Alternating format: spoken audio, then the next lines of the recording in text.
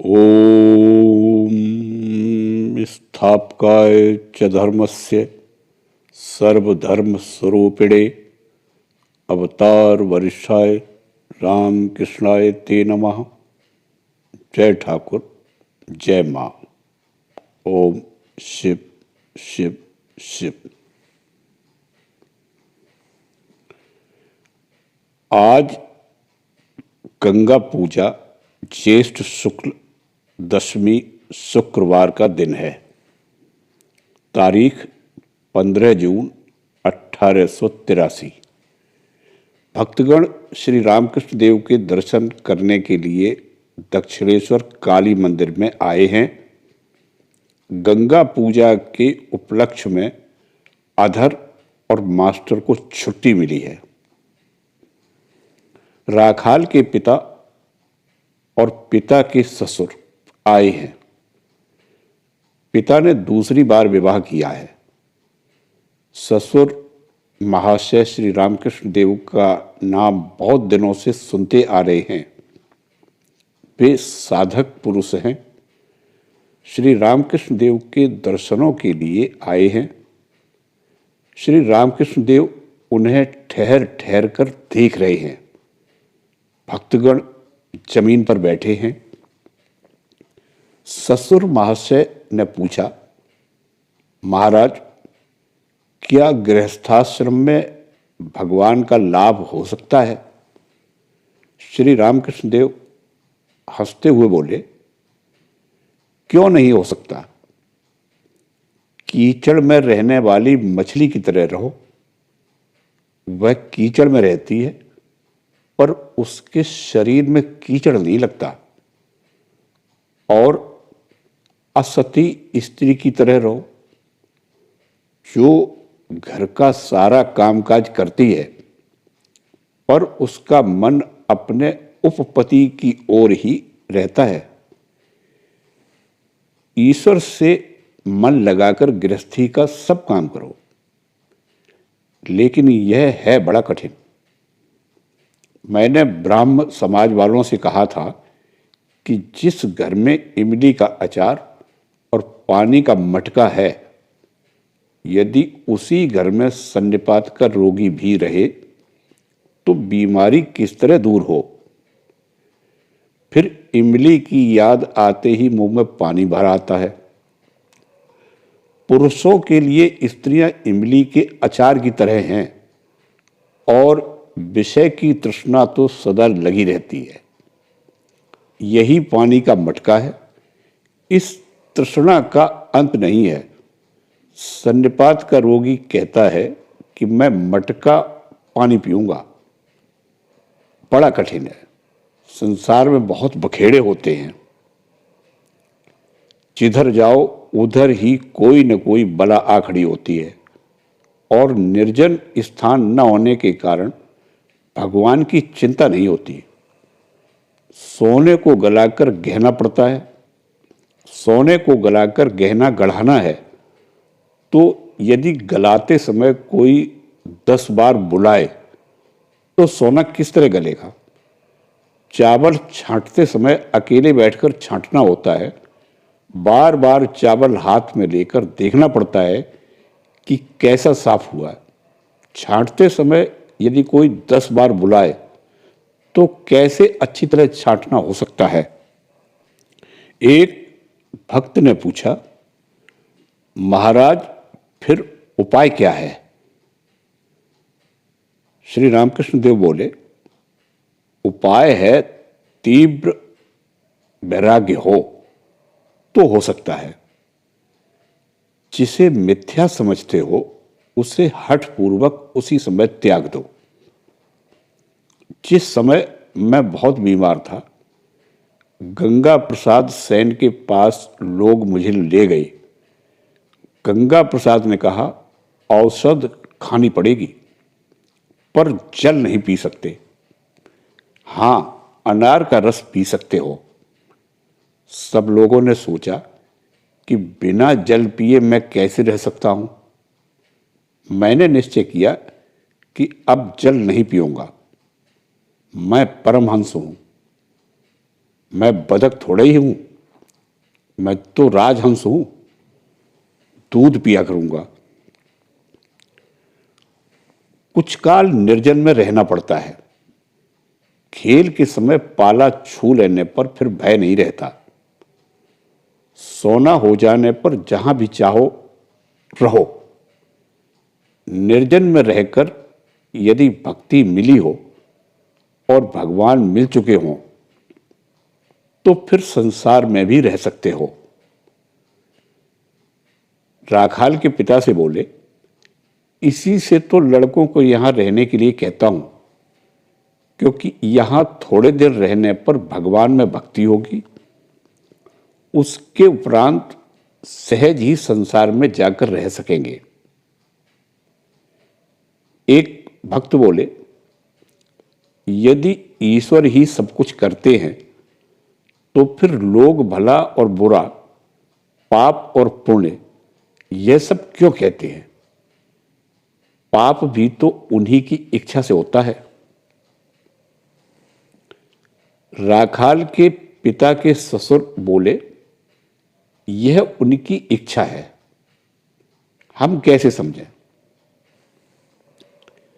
श्री रामकृष्ण देव बोले, पाप और पुण्य हैं, पर वे स्वयं निर्लिप्त हैं।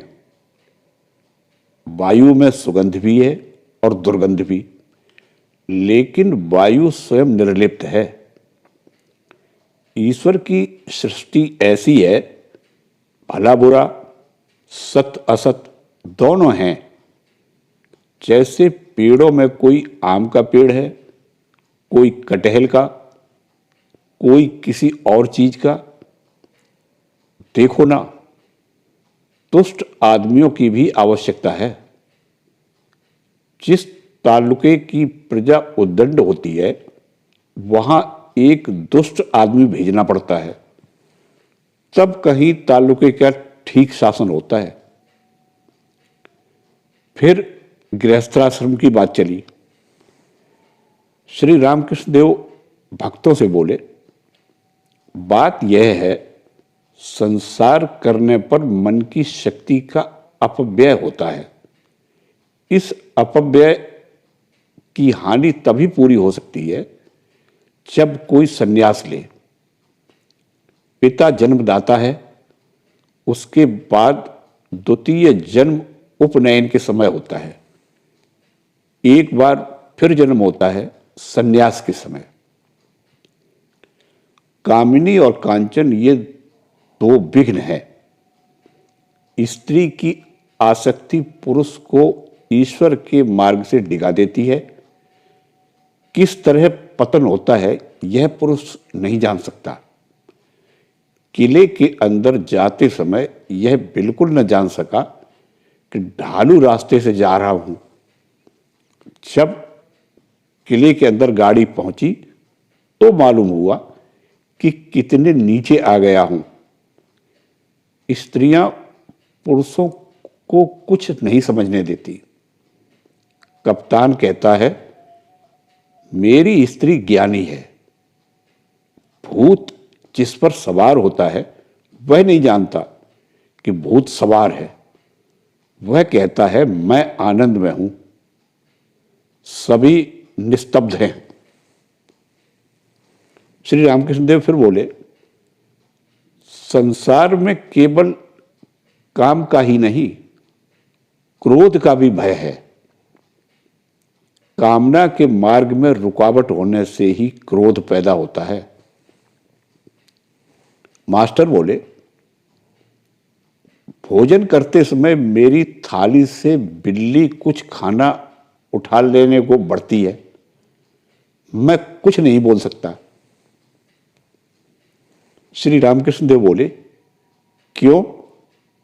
एक बार मारते क्यों नहीं? उसमें क्या दोष है? गृहस्थ को फफकारना चाहिए, पर विष नहीं उगलना चाहिए।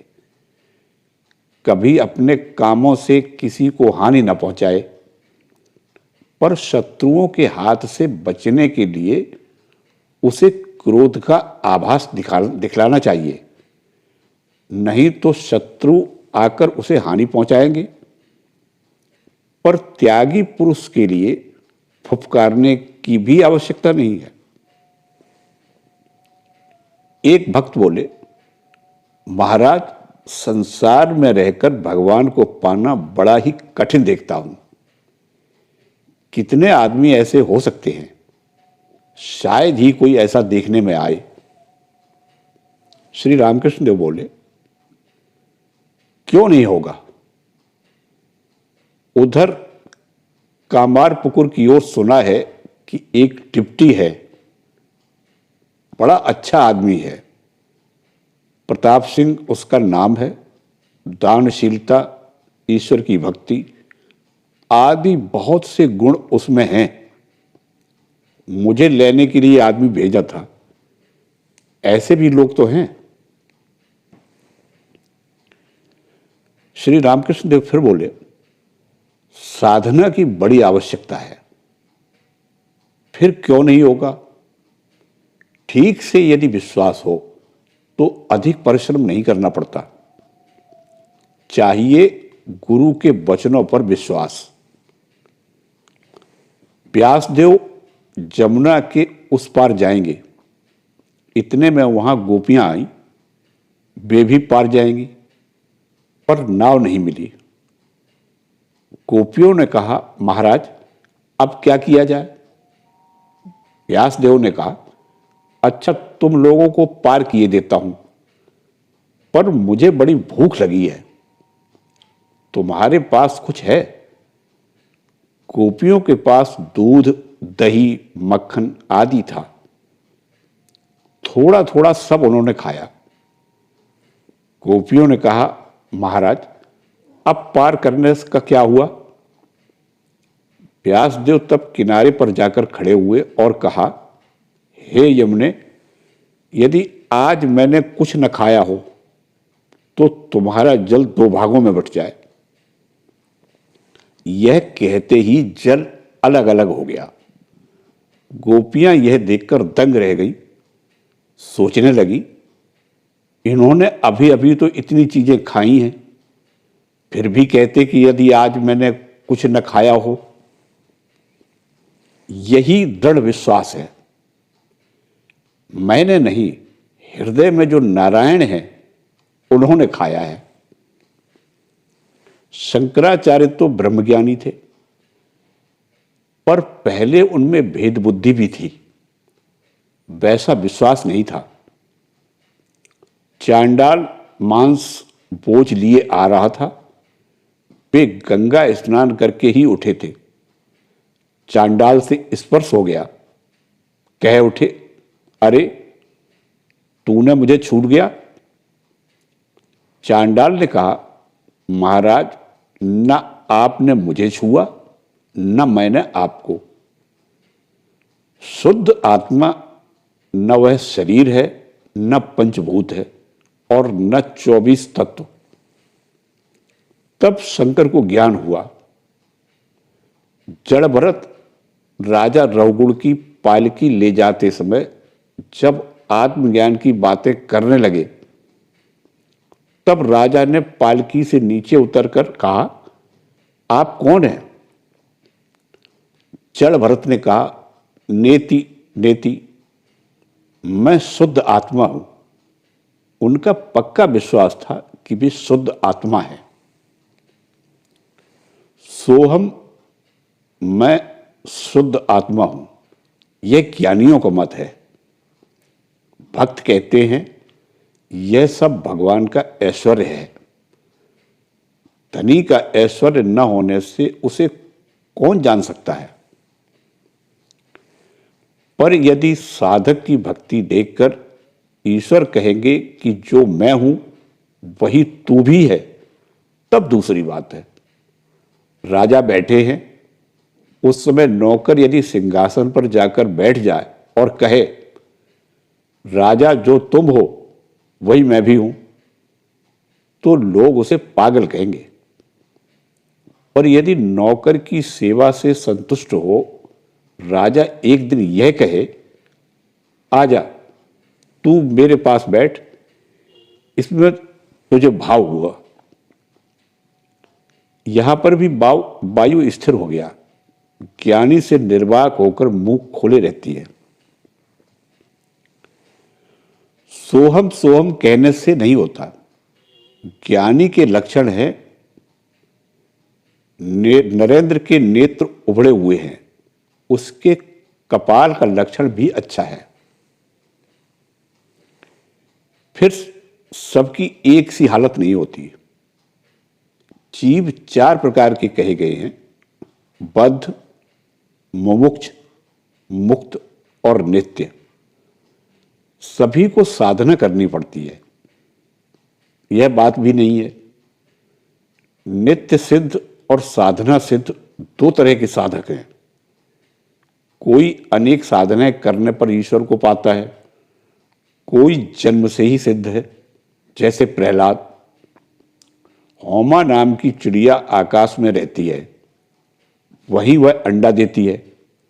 अंडा आकाश में गिरता है और गिरते ही गिरते वह फूट जाता है और उससे बच्चा निकलकर गिरता है।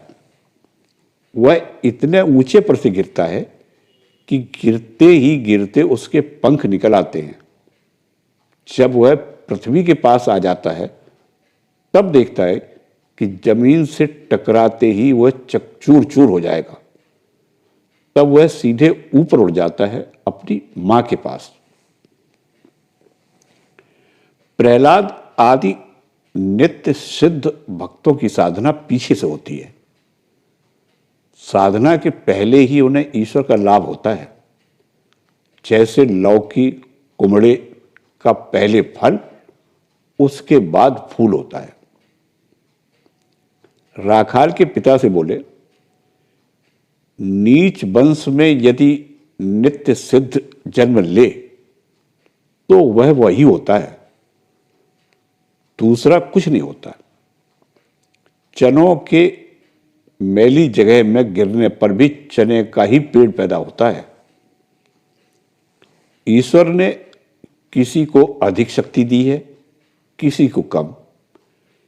कहीं पर एक दिया जल रहा है, कहीं पर एक मसाल। विद्यासागर की बात से जान लिया कि उनकी बुद्धि की पहुंच कितनी दूर है। अब मैंने शक्ति विशेष की बात कही, तब विद्यासागर ने कहा, महाराज, तो क्या ईश्वर ने किसी को अधिक शक्ति दी है और किसी को कम? मैंने कहा, फिर क्या? शक्ति की कमी बेसी हुए बिना तुम्हारा इतना नाम क्यों है? तुम्हारी विद्या, तुम्हारी दया, यही सब सुनकर तो हम लोग आए हैं। तुम्हारे कोई 2 सीख तो निकले नहीं। विद्यासागर की इतनी विद्या और इतना नाम होते हुए भी उन्होंने ऐसी कच्ची बात कह दी। बात यह है कि जाल में पहले पहले बड़ी मछलियां पड़ती हैं, रोहू, कातल आदि। इसके बाद मछुआ पैर से कीचड़ को घोंट देता है। तब तरह तरह की छोटी छोटी मछलियां निकल आती हैं और तुरंत जाल में फंस जाती है। ईश्वर को न जानने से थोड़ी ही देर में छोटी छोटी मछलियां निकल पड़ती हैं। केवल पंडित होने से क्या होगा? श्री रामकृष्ण देव आहार के बाद दक्षिणेश्वर मंदिर के अपने कमरे में थोड़ा विश्राम कर रहे हैं। अधर तथा मास्टर ने आकर प्रणाम किया। एक तांत्रिक भक्त भी आए हैं। राखाल, हाजरा, रामलाल आदि आजकल श्री रामकृष्ण देव के पास रहते हैं। आज रविवार 17 जून 1883, ज्येष्ठ शुक्ला द्वादशी। श्री रामकृष्ण देव भक्तों से बोले, गृहस्थाश्रम में होगा क्यों नहीं, परंतु बहुत कठिन है। जनक आदि ज्ञान प्राप्त करने के पश्चात गृहस्थाश्रम में आए थे, परंतु फिर भी भय है निष्काम गृहस्थ को भी भय है। भैरवी को देखकर जनक ने मुंह नीचा कर लिया। स्त्री के दर्शन से संकोच हुआ था। भैरवी ने कहा, जनक, मैं देखती हूं कि तुम्हें अभी ज्ञान नहीं हुआ। तुम में अभी भी स्त्री पुरुष बुद्धि विद्यमान है। कितना ही सयाना क्यों न हो, काजल की कोठरी में रहने पर शरीर पर कुछ न कुछ काला दाग लगेगा ही। मैंने देखा है, गृहस्थ भक्त जिस समय शुद्ध वस्त्र पहनकर पूजा करते हैं उस समय उनका भाव अच्छा रहता है। यहां तक कि जलपान करने तक वही भाव रहता है। उसके बाद अपनी वही मूर्ति फिर से रज तम। सत्व गुण से भक्ति होती है, किंतु भक्ति का सत्व, भक्ति का रज, भक्ति का तम है। भक्ति का सत्व विशुद्ध सत्व है। इसकी प्राप्ति होने पर ईश्वर के अतिरिक्त और किसी में भी मन नहीं लगता।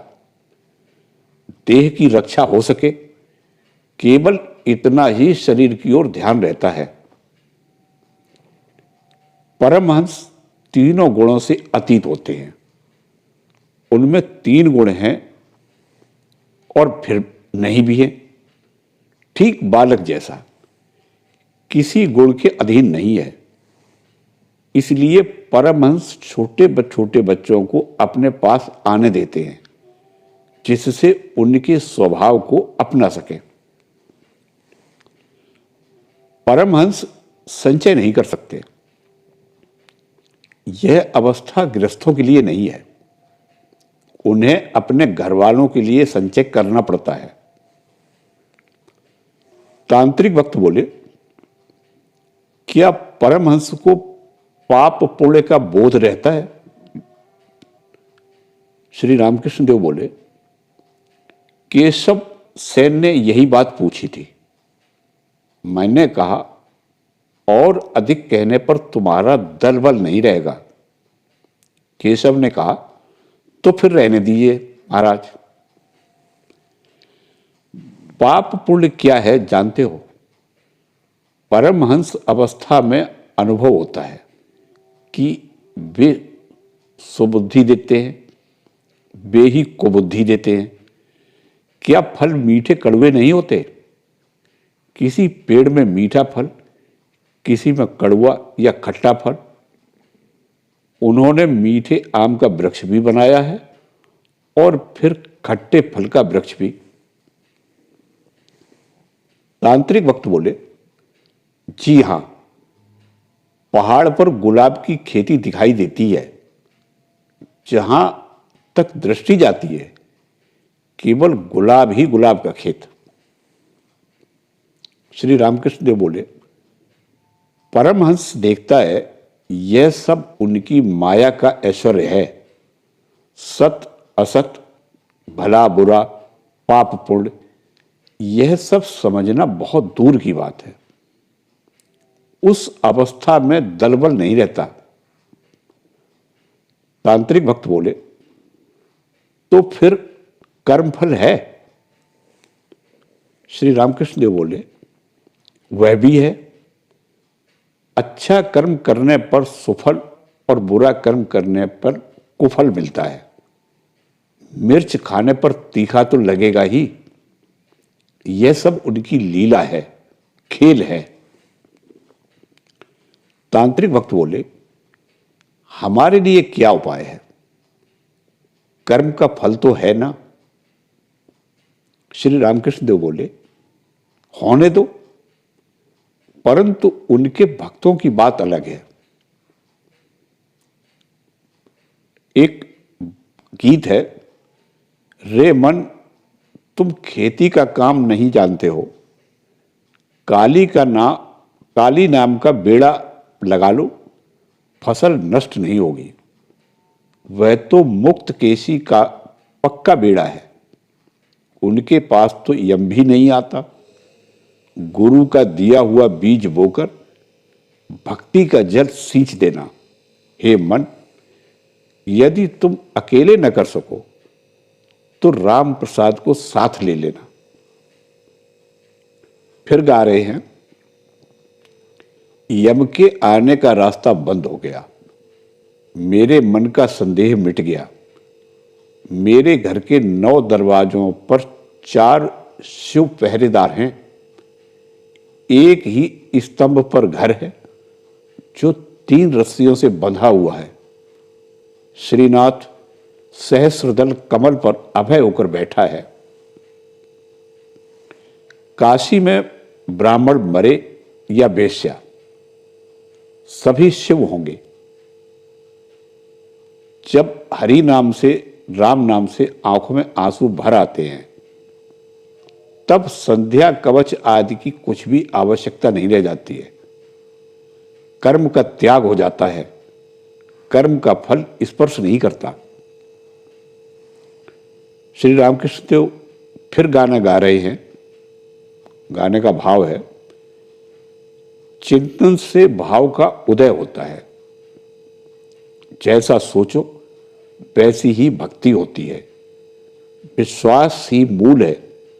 यदि चित्त काली के चरण रूपी अमृत सरोवर में डूबा रहता है तो पूजा, होम, यज्ञ आदि का कुछ भी महत्व नहीं है। श्री रामकृष्ण देव फिर गा रहे हैं, जो त्रिसंध्या में काली का नाम लेता है, क्या वह संध्या पूजा को चाहता है? संध्या उसकी खोज में फिरती रहती है, कभी उससे मिल नहीं पाती। यदि काली काली कहते मेरा समय व्यतीत हो जाए तो फिर गया, गंगा, प्रभास, काशी, कांची आदि कौन चाहता है? ईश्वर में मग्न हो जाने पर फिर असत बुद्धि, पाप बुद्धि नहीं रह जाती।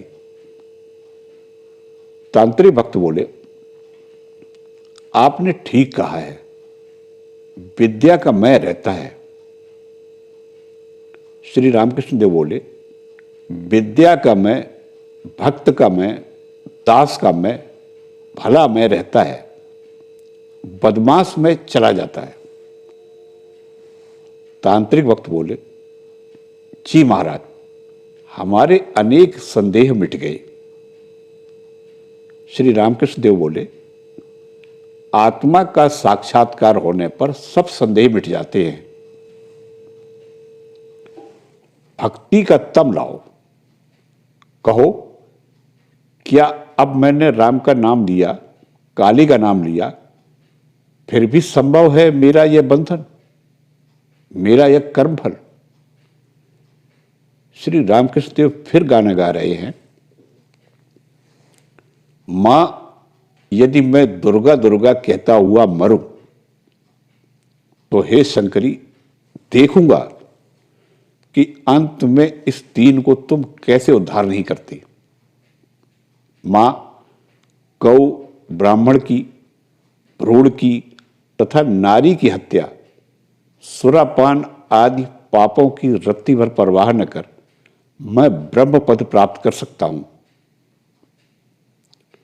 श्री रामकृष्ण देव फिर कहते हैं, विश्वास, विश्वास, विश्वास। गुरु ने कह दिया है, राम ही सब कुछ बनकर विराजमान है, वही राम घट घट में लेटा है। कुत्ता रोटी खाता जा रहा है, भक्त कहता है, राम ठहरो ठहरो, रोटी में घी लगा दूं। गुरु वाक्य में ऐसा विश्वास। भुक्खड़ों को विश्वास नहीं होता, सदा ही संदेह है। आत्मा का साक्षात्कार हुए बिना संदेह दूर नहीं होते। शुद्ध भक्ति जिसमें कोई कामना ना हो, ऐसी भक्ति के द्वारा शीघ्र उन्हें प्राप्त किया जा सकता है। अणिमा आदि सिद्धियां, ये सब कामनाएं हैं। कृष्ण ने अर्जुन से कहा है, भाई, अणिमा आदि सिद्धियों में से एक के भी रहते ईश्वर की प्राप्ति नहीं होती है। शक्ति को थोड़ा बढ़ा भर सकती है बस। तांत्रिक भक्त बोले, महाराज तांत्रिक क्रिया आजकल सफल क्यों नहीं होती? श्री रामकृष्ण देव बोले, सर्वांगीण नहीं होती और भक्ति पूर्वक भी नहीं की जाती, इसीलिए सफल नहीं होती। अब श्री रामकृष्ण देव उपदेश समाप्त कर रहे हैं। कह रहे हैं, भक्ति ही सार है। सच्चे भक्त को कोई भय, कोई चिंता नहीं। मां सब कुछ जानती है। बिल्ली चूहा पकड़ती है विशेष प्रकार से, परंतु अपने बच्चे को पकड़ती है दूसरे प्रकार से। जय ठाकुर, जय मां।